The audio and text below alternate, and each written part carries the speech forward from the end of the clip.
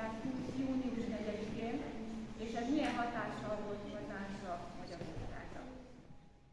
Emlékezett a legszomorúbb nap. 1920. június 4-én írták alá a trianoni békeszerződést, amely Magyarország területének kétharmadát elvette. Erdély Romániához került, Felvidék Csehszlovákiához, Kárpátalja pedig később a Szovjetunióhoz. Délvidéket Jugoszlávia kapta meg, és Ausztria is kapott egy kicsi részt. Több millió magyar került idegen országokba egyik napról a másikra, pedig sem ők, sem őseik nem hagyták el hazájukat. Az elszakított magyarok azonban nem felejtették el nyelvüket, kultúrájukat. A mai napig magyar iskolákban dolgoznak, magyar dalokat énekelnek és magyar szívben élnek. A Magyar Nemzeti Összetartozás napja azt üzeni nekünk, hogy a határok nem választanak el minket egymástól. Magyarok maradunk, bárhol is élünk a világon.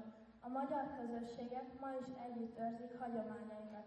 Erdélyben, a Felvidéken, Vajdaságban, Kárpátalján és a világ sok országában. A Nemzeti Összetartozás napja nem csak emlékezés, azt is jelenti, hogy felelősek vagyunk egymásért. De vannak dolgok, amelyeket nem lehet elválasztani.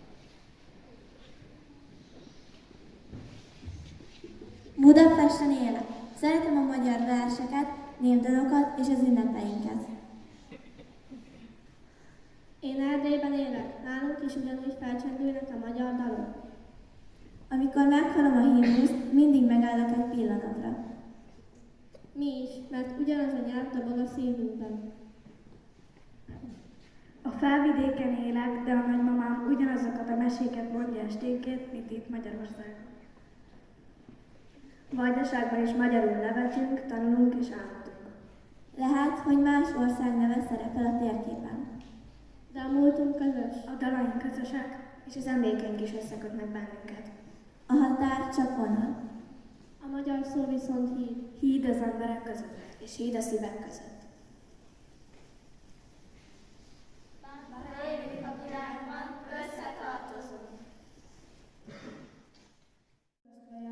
Ó, nézzetek egymás szemébe nyíltan, s őszintén, s a nagy sír felett ma fogjatok kezet, s esküdjetek.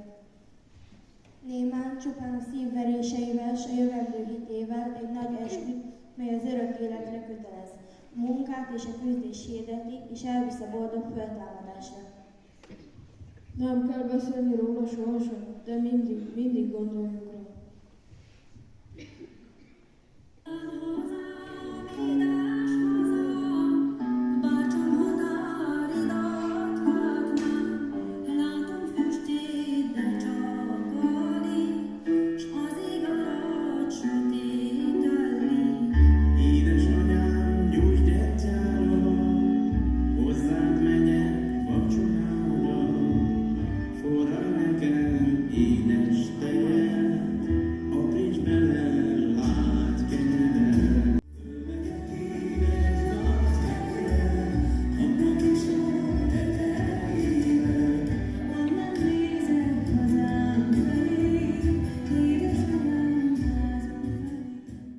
Éveken, évtizedeken át csak a szív emlékezett.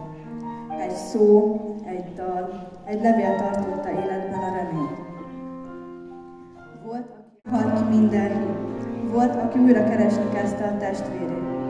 A hit nem kőből készül, hanem emlékezetből, vágyból, szeretetből, és épült szív a szívhez, kéz a kézhez. Ma is itt vagyunk, határon innen és túl. Nem ugyanúgy élünk, de ugyanúgy érzünk. Mert a nyelvünk közös, a múltunk közös, a reményünk közös, és bármer sodor az élet, összetartozunk.